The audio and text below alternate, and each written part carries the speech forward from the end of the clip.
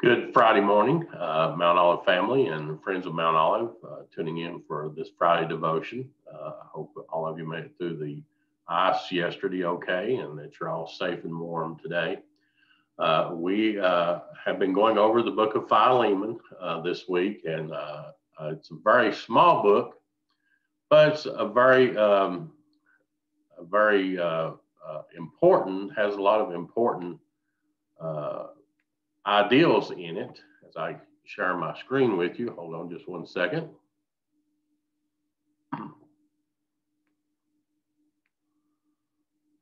So one of the smallest books. Actually, a side note that it's the only book that Paul wrote that he does not mention Jesus Christ and his gospel, but rather acts it out as more of an intercessor for Onesimus with Philemon. Just thought I would throw that out. But I hope you've enjoyed it so far. Philemon, it is believed that Paul met Philemon while Paul was in Ephesus on his third missionary journey. Paul spent about 2 years in Ephesus, and Philemon was from the nearby city of Colossae. It is believed that Philemon may have been saved at Ephesus, or while Paul was there, he went to Colossae, and that Philemon was saved in his own hometown. The Bible doesn't say, so we don't know for sure.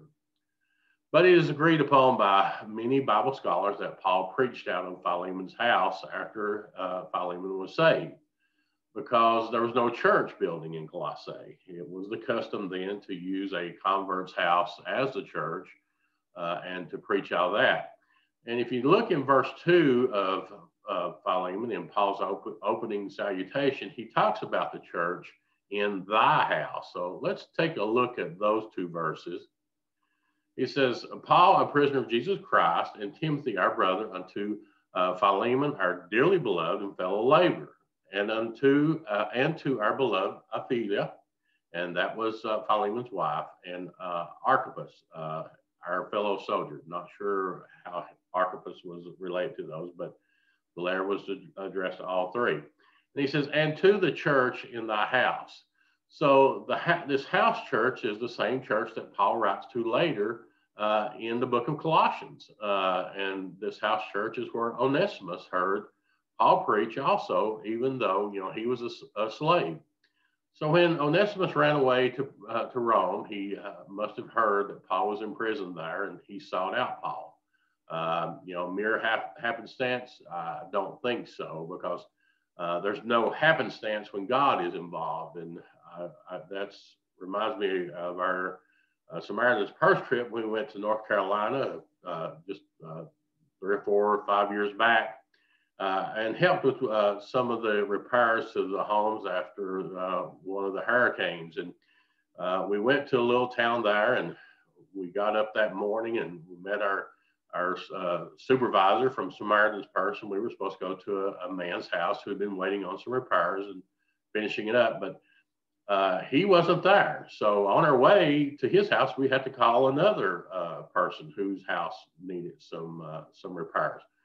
It was a lady whose house had been flooded completely by the backwaters from the floods, and so we got there, and when we pulled up, she wasn't ready for us, but she had on a mask, kind of like what we see people wearing today. And she said she was sick, but the supervisor said he didn't really think so. He said that happens sometimes when people come and that, people, they don't want people to know them for some reason, even though, you're there to help. So we didn't think anything about it, went on to work. And a little bit later, she comes back, and she comes out of the vehicle and she sees all the work that's being done. And so before long, she's right in there with us helping. And then she leaves again. So we think, okay, she's gone. But then she comes back with her granddaughter, who was staying with her at the house when it got flooded. And so they both came. And by the end of the day, after we had taken all the flooring, the walls. We took a house that was 2 bedroom, a living room and a kitchen, and a bathroom, and took it down to the studs. So that was a group of us. We were called ourselves the Dirty Dozen, I guess, because we were dirty after all that. But by the end of that, she was speaking to us and laughing with us and joking with us. And the chaplain from Samaritan's Purse, he was there, and he took us over to the side and was talking to us. And he said, I know the story about this morning. And he said, just want you to know, he said, things just don't happen. There's no happenstance with God. You know, he said, and I still remember this, that he said that, you know, God had ordained this day for this group to be with this lady because that's what she needed. And I thought about that often. You know, sometimes God works out things that we can't see, but it's, you know, for his glory. And that's what happened. But I just want to pass that along to you. It was, if you ever get a chance to go on the Samaritan's Purse trip and you've not been able to go, you know, talk to one of us and we'll get you hooked up with the trip if you would like to do that. So I've titled this one, Old Sin Man Made New Man. And that's in verses 13 and 14 of Philemon. We're going to look at primarily those verses, but let me go back and look at verse 12 just to kind of bring all this into context. It says in verse 12, whom I have sinned again, that thou therefore receive him, that is mine own bowels.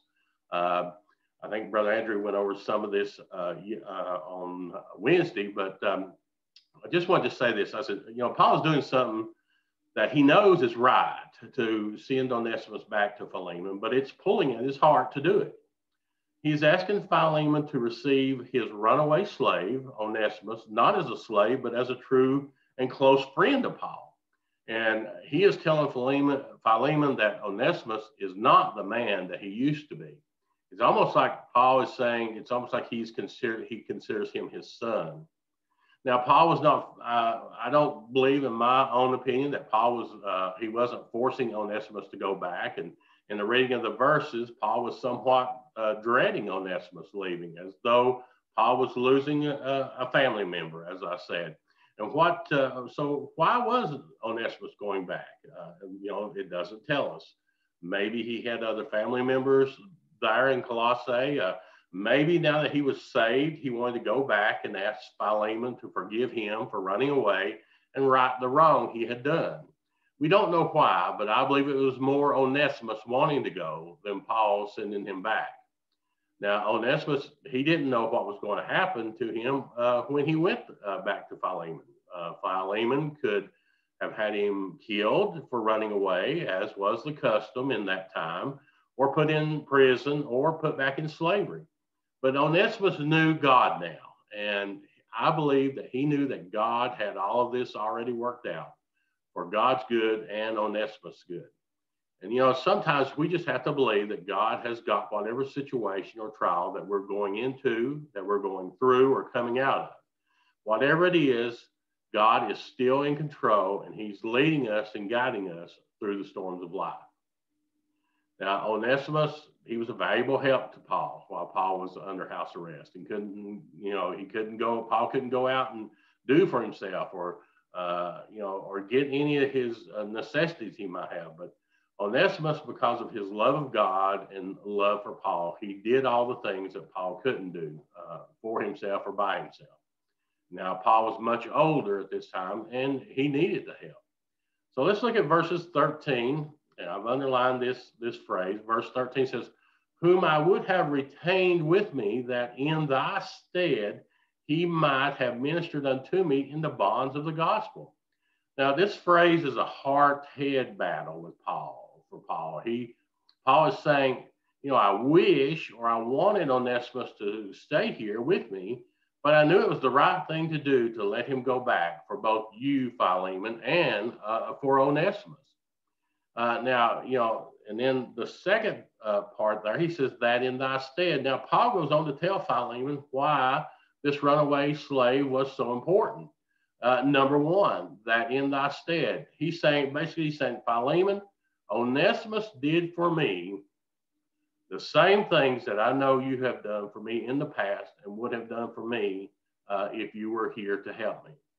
And Paul is telling Philemon that Onesimus now has the same heart and love of Christ that Philemon has shown and continues to show. It says he might have ministered unto me. Now, number 2, Paul says, Philemon, as you have ministered and helped, now Onesimus is ministering and helping as though it were you were here yourself. And that's a good compliment to Philemon and to Onesimus.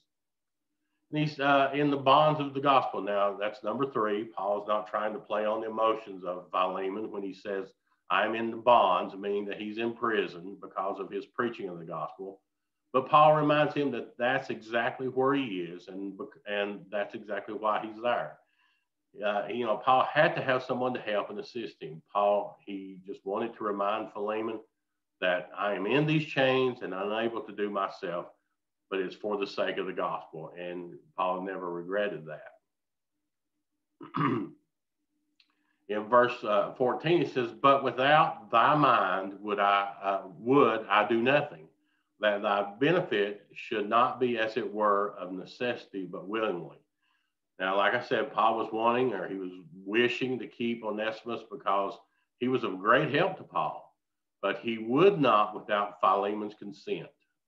This shows the moral character of Paul. He knew where Onesimus was, but Philemon didn't, and that made the choice very simple for Paul. Now, I'm going to do one Greek word study for you in this one, and I'm not going to tell you the Greek word. I'm just going to show you how words that we look at in the English language being the same are actually different sometimes in the Greek. In verse 13, it says, I've underlined the word would, and in verse 14, that without thy mind would. And so these two words, this word would in verse 13 is a different word from in verse 14, and each has a different meaning. Verse 13 talks about Paul's wishing to have Onesimus stay with him. And verse 14 speaks of Paul's desire and determination to let Onesimus go. So that's one of the good things about if you do any Greek word studies or have a Bible that has those or Strong's concordance, that's a big help to you sometimes when you're looking at verses.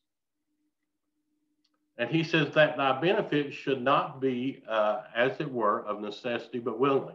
The benefit of having Onesimus stay with Paul should have come from Philemon himself, if he had known about it.